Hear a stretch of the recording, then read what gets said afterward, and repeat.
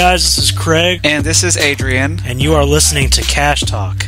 You can find us on Instagram at The Adrian Hall, at Financial Fowler, at Cash Talk Podcast, and you can email us at cashtalkpodcast@gmail.com. And now for the legalese. Discussions in this show should not be construed as specific recommendations or investment advice. Always consult with your investment professional before making important investment decisions. Registered representative securities offered through Cambridge Investment Research, Inc., a broker-dealer, member FINRA SIPC, investment advisor representative, Cambridge Investment Research Advisors, Inc., a registered investment advisor. Cambridge, Movement Mortgage, and Cash Talk are not affiliated. Movement Mortgage supports equal housing opportunities. NMLS number 39179. Adrian Hall, NMLS number 1752332. NMLSconsumeraccess.org. All right, thanks. Here's the show. So I know, Adrian, you've been through a little bit of a debt payoff journey in the past, and I know that you've been in different parts of your life where you've had, maybe a really tight budget because of, low income or high expenses or whatever it may be. But have you ever found yourself in a position where you've been really tight with your money, you've been really strict on yourself about, discretionary spending, things like that. Always worried about how the next bill is going to get paid. Have you ever gone from a situation like that to a situation where, all of a sudden maybe the income has increased a little bit and you go for a few months, maybe even a year or multiple years where you definitely improve your financial situation because you've increased your income, and then you realize that you are still living in such a way that, let me rephrase that, you're still living in a way that you're trying to protect the bottom line like you were when you were, having cash flow issues and things like that. Have you ever found yourself in a position where you've had a mindset that says, am I going to be able to pay the next bill, when that's not necessarily the biggest issue, because you've grown since then? Have you noticed a change in your mindset like that before, where you've had to say, okay, well, wow, I need to stop worrying about paying bills. I need to start worrying about setting goals for saving, things like that. It's a little bit of a thought shift, but have you ever experienced that before? Yeah. I am living that. So it's a weird thing. I think, okay, so the root of your question, I feel like, is poverty mindset, where it's like, for so long, your job in life is just to get by. That's all you're doing. It's just one week to another, bare minimums, maybe a little bit of fluff as you get it, a little bit of like leisure as you get it, but majority you're working to pay bills and survive. And when I was in a lot of debt, that's where I lived. Like, the starting point for me getting out of the $60,000 of debt was when I recognized there were two events. One was when my dog, who was 13 years old, passed away. We stopped paying for his medicine. And I was like, holy crap, I have money in my budget again. And then I kind of thought about, why am I wishing my dog's demise so that I can have more money to do other stuff? But then, so that was January. And then by like April, East Tennessee gets lots of bad weather. And I remember thinking, if there was a hailstorm on this particular day, Jay's parked outside at his job, I'm parked outside at my job. We couldn't afford an insurance deductible on both cars at the same time if they got damaged in hail. It was like either or. And that made me realize like how razor thin I was living, because our deductibles weren't much. It was like $250. It wasn't very much.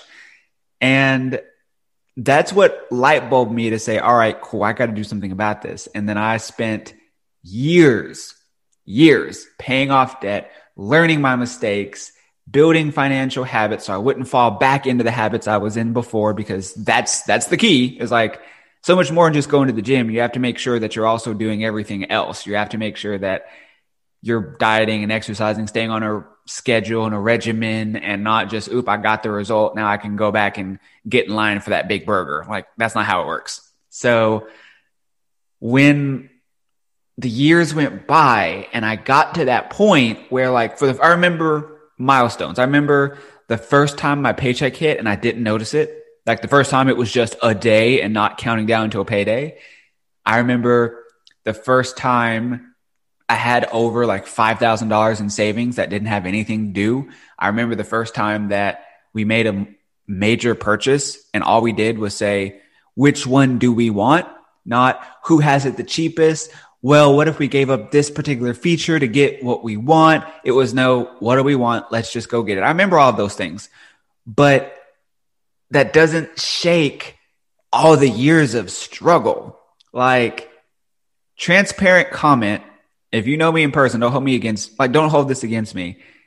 I have worked on my finances for 6 straight years. 6 straight years, 365 days plus leap year, all that good stuff. And this year, 2020, like that tax year was the first year that I ever earned over $100,000 in my whole life ever. Prior to that, the most was about $42,000, period. And when you go from one to the other, you don't shake the mentality before. So I still to this day struggle with that. And I balance with that where I've got like no debt. My bills are paid. My savings is there. Like my bills are so automated to the point that I only just kind of double check to make sure they got paid. I'm not even managing it anymore. But it doesn't negate the fact that my brain still goes to the, but what if something happens mode? But what if this comes up? What if that comes up? Like I feel like on one hand, it's a good quality to have. You always want to remember where you were financially so you don't get comfortable and slip back. But at the same time, it's kind of toxic. Like you have to step away. You have to recognize you are better. The world's not always crashing around you anymore. And just like breathe. You worked for this moment, so just breathe, you know? Right. Yeah. And I think the way that I kind of think about this issue, because, you know, I can definitely say I've experienced this to a certain degree, just in the shift from my days of working in restaurants, you know, working shift to shift, you know, off of tips to now working in the financial services industry, where, you know, I still have uncomfortable feelings surrounding my own personal finances because of the way my income works. And I still have personal growth that goes on. Obviously, I still learn things about my own personal finances and, you know, how to be more efficient. But one thing that, you know, I think that we do a lot of the times is we sell ourselves short a lot of times, and that can become a toxic hindrance to ourselves. And so I think, you know, the biggest thing that I would want to stress to people is don't let the poverty mentality become a hindrance to your own progress. And this is where I think this is a good example of this happening. So so this is actually it. This is a perfect example. I run into this all the time. I really, really, really like helping people that in my job, I like helping people that normally wouldn't reach out to a financial advisor or a financial planner. A lot of the times that happens in the setting of working with a 401k or retirement plan participant. That's maybe they, you know, work for a company that sponsors their retirement planning and gives them a benefit of, you know, working with an advisor. And I have a few companies that I work with that do that. So I work with these participants, right? They're not high income earners sometimes. Sometimes they're blue collar workers that have, you know, worked in the same place their whole career and have done a really good job with raising kids, raising a full family, but they've never really thought about retirement saving. It's, you know, all their finances come from a frame of paying the bills, putting food on the table, that type of thing. So when I start helping someone think about the saving for retirement, there's always the question, well, what if I need that money, right? Like, what if I need that next week to cover, you know, some groceries or something, next month. What if the water heater goes bad or something like that? And that is a worry that comes from the poverty mindset. And I help people with this all the time. The way that we can combat that is to start slowly building the emergency fund so you don't have to worry about that, right? So we've talked about that many times. I'm not going to talk about an emergency fund right now. But getting people past the point of, I don't know, I really am worried about saving this money for the future because I might need it for an emergency next week is a thought shift. And it's hard to get out of that poverty mindset into a proactive preparing for the future mindset. And I think sometimes it doesn't happen overnight. I mean, I think that I even struggle with this myself, even as a young guy that is in the, I'll say, beginning years of my career growth. I still have an issue thinking about, man, I want to save this money on a monthly basis going back into my own retirement accounts. But I don't know what my income's going to look like next month. I might have a short, a low voucher or something like that. May have a slow month. I really hope I don't miss that contribution, right? And so it's something that I deal with as well. It doesn't happen overnight, but I do try to encourage people, hey, get out of that mentality.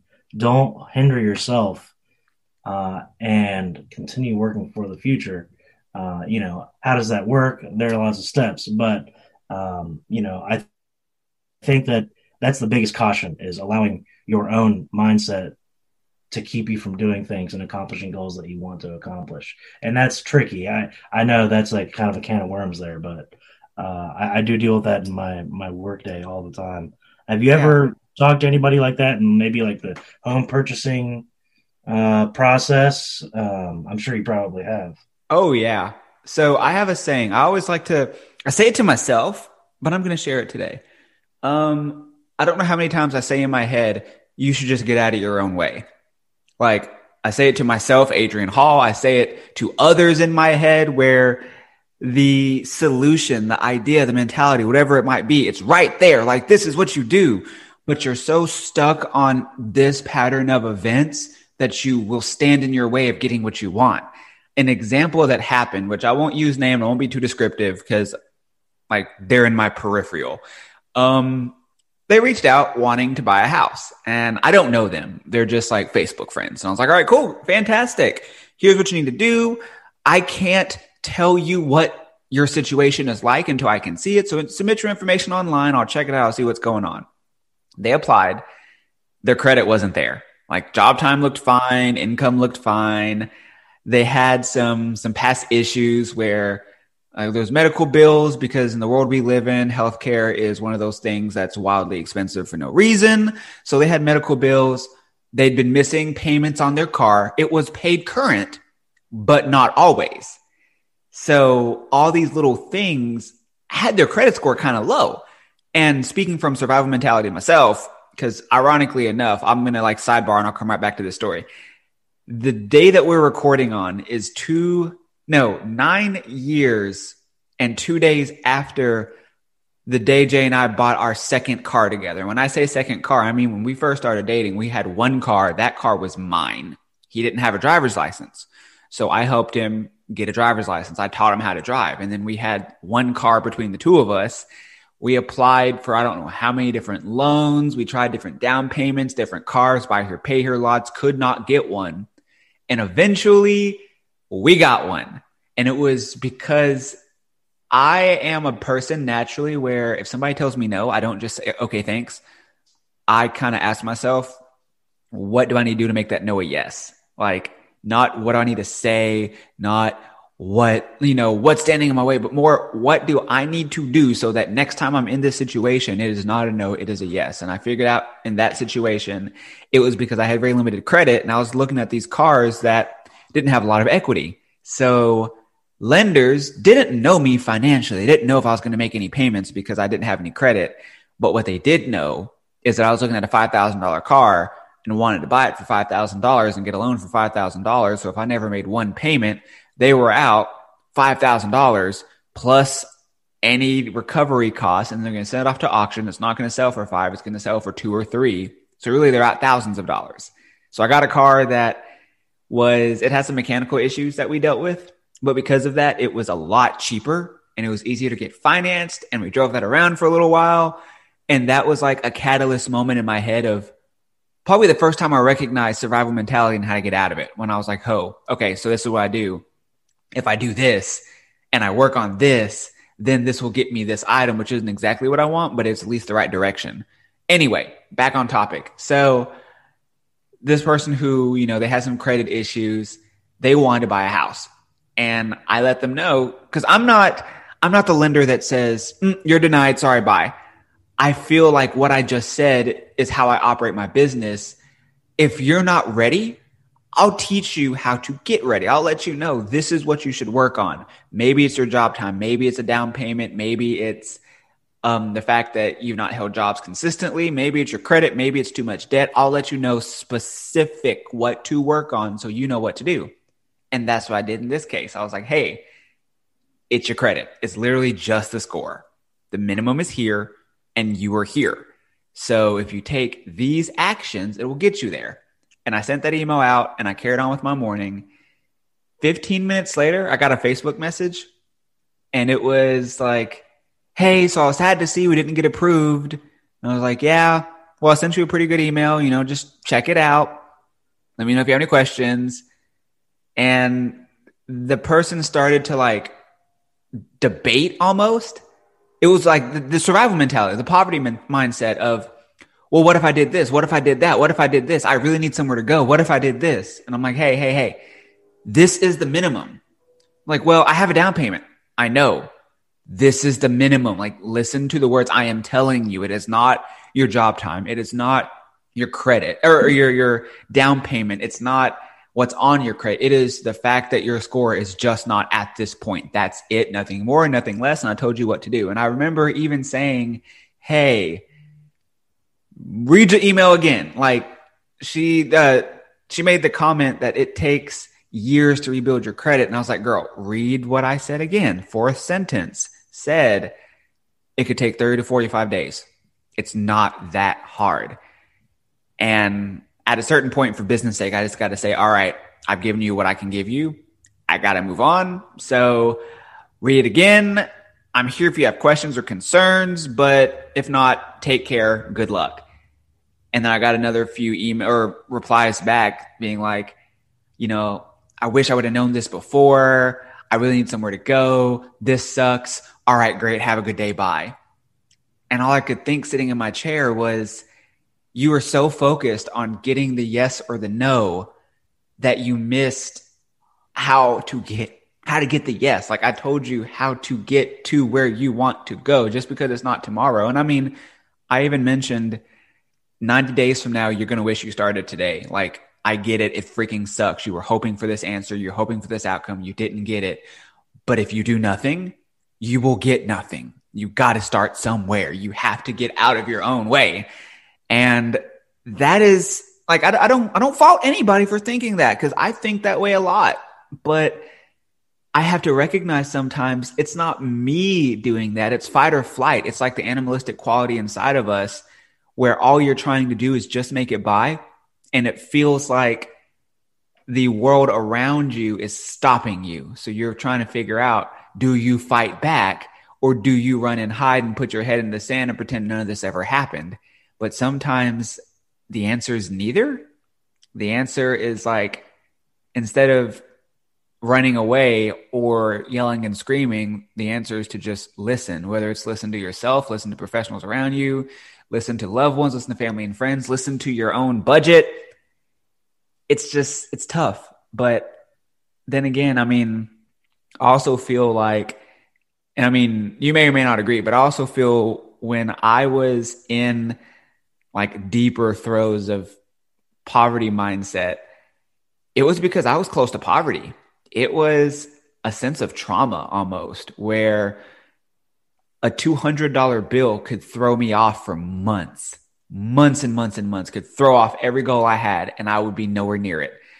And gas prices going up could suddenly mean that now I won't be able to buy enough groceries. Or like a common thing that people sometimes forget about is when you've been unemployed for a little while and you get a job somewhere, you got to usually get a uniform for that job. A lot of companies make you pay for it yourself. Then you're driving to and from work, funneling the gas in your car every day to and from work, plus any lunches, breakfast, all that stuff for a week, 2 weeks, 3 weeks before you get your first paycheck to reimburse yourself.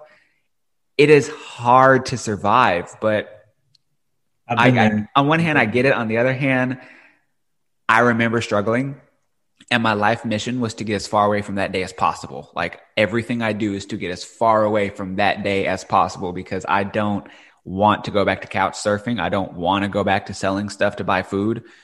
I want to be solid, and that involves getting out of my own damn way sometimes. Right. Yeah, no, I've definitely been there.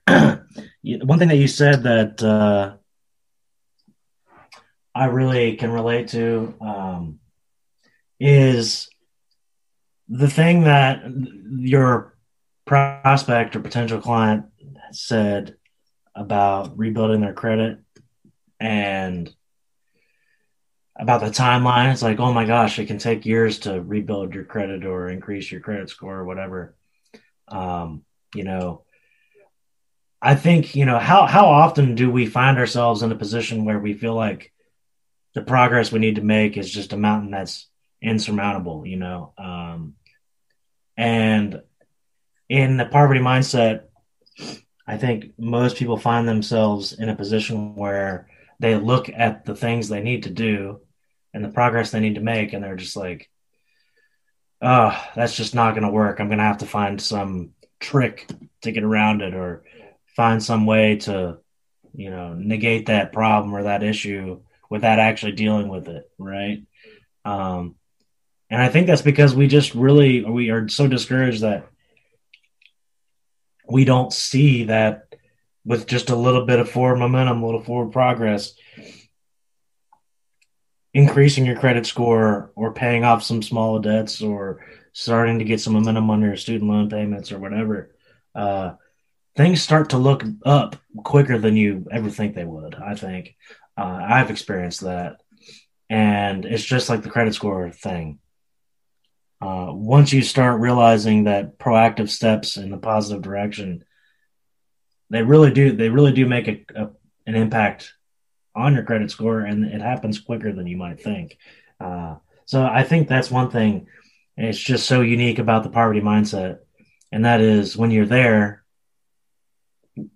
the path to getting out of the mindset looks way worse than it might actually be, or maybe looks way longer or way steeper. But, you know, after you take the first couple steps, a lot of times you find yourself with a little bit of confidence, and, you know, there's a thought shift that happens over time. But that's one thing, you know, just have a little bit of faith to, you know, step out into an uncomfortable feeling, I guess, and start making proactive steps to working on these types of things instead of finding a quick way around the issue.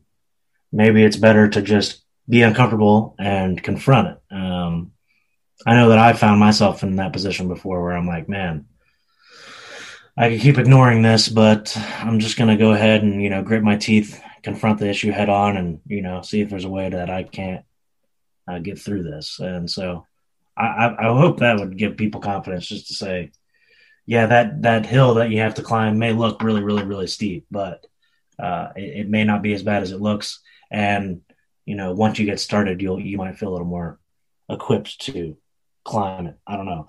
Yeah. I don't know if that makes any sense, but that's maybe, you know, what that lady was feeling like with the credit score. Is just, man, it just seems like such a huge battle. I don't know how that could ever be fixed in 45 days. There's no way. I know you're telling me, but man, I just don't think that can happen, you know. And I think that's part of that poverty mindset. I think that's exactly what's going on. I think so. One thing I do on my Instagram, from day one, all it's ever been is my financial journey. I started it when I was 3 months into paying off all of my debt. So that was like the end of 2016, beginning of 2017. It's been a few years, and I did it for two reasons. One, because nobody around me would hold me accountable to my own goals. So I figured if I said it out loud, then it'll be one of those awkward conversations people will ask me about and be like, hey, so yeah, I saw that you did this. And I have to be like, yeah, no, I failed. Or yeah, I did. It's amazing. I did it for that, the accountability, but also because it's an archive. I can go back and like I always try to write present tense. This is when it happened, how it happened, what I did, how I feel about it. And looking back over time, I can scroll to like any year, 2017, 18, 19, see where I was, see what goals I was trying to hit. And a lot of times, like it felt impossible then, but I'm reading it today from a point of it being done. And I'm looking back and I'm like, at that time, it felt like I couldn't do it. And now it's already done. And I forgot I did it. I forgot what it felt like. And it really, it's like a double reward. Like A, you get the goal, but B, you also get to prove to yourself again, yeah, you did it, even when you thought you couldn't do it. But a prime example for me is, okay, so disclosure. We had like low-key have a big interest in retirement, you and I both. And so I don't want it to be a retirement show, but I was 23 years old, give or take, when I first started to learn about 401ks and retirements and all these different things. And I remember thinking, okay, this is pretty cool, I guess. It's also really far away. I'm in my early 20s. I'm supposed to retire at what? It was 62 and then it was 65. I think nowadays we're saying 67. So decades away. But I also believe in getting my whole compensation package. So when the company said, we'll pay you a certain amount, if you put a certain amount in, I was like, all right, I'm getting all your money. You're going to deposit it right behind me every pay period. This is what we're going to do. And I did that. And I remember when I first hit $5,000 and I first hit $10,000 and I was like, all right, this is pretty sweet. Like I have more money in my 401k than I have to my name, because that was my 401k was building at the time when I couldn't afford those deductibles on that car, like that $250 deductible. And I had like $8,000 in my 401k. And I recognized to my own self from a survival mentality standpoint, like, okay, cool. This is how this works. And if things really go sideways, I do have that money. I could take it out if I needed to. I got to do my best not to, but ultimately it's not as scary as it feels. I'm only taking it out of my paycheck, like $80 at a time, whatever it was. And then I slowly started to ratchet it up a little bit more. When I'd get a raise and I got like a 4% raise at work, I'd put 2 or 3% of my 401k and I'd bring the 1% home. And like Jay, for an example, did not prioritize his 401k the way that I did. He did not. He very much, we both had survival mentality. He was more focused on the day. I was focused on the year. So it didn't take long before I doubled. Like I went over double what he had in his, and then I went over triple what he had in his. And I started to really get some ground on him. And I was like, all right, buddy, we got to do something about this one. Like you're going to have to catch up, because I'm going to retire on a beach, and either you're going to have to be able to afford it with me, or I can't retire because I have to divorce you to go to the beach and I have to split everything in half, and that's bad. So you got to catch up. But I've been working on that since I was 23 years old. I'm 30 years old as of now. 7 years later, I finally hit 6 figures in that account, and that's freaking sweet. But also, there was a time, and like I know because I have record of it, there was a time when I thought having 25,000 in my 401k was never going to happen. Like maybe when I was in my late 30s, late 40s, something like that, because nobody else around me had it either. And I think that's the bigger thing about this mentality is it's not just you as a person. It's also smart to look around and look at your circumstances and sometimes recognize that maybe you are the first person you know of in your situation. You are the first person who's self-employed, the first person who got out of debt, the first person who created a business or tried to put some money aside or didn't have to, just simply survive. I mean, my own father had 2 kids when he was in high school. So his 20s versus my 20s where I had no kids, very different from each other. Doesn't make one more valid than the other, but it does make your support system, you know, the things that they offer, the advice they offer, a little bit different because it's not the same, you know? Right. No, I mean, yeah, I think we've covered, you know, a lot, but ultimately that is totally true. I mean, if you are the first person accomplishing something, you know, whether it be making some good progress in your 401k savings, or maybe you're your first time in your family, someone's going to college, or first time home ownership for a family, you know, it's really easy to find yourself comparing yourself to others.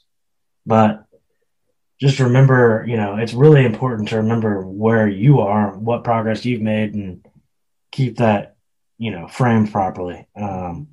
Because I think that almost anybody can have something to be proud of in their own progress with their finances.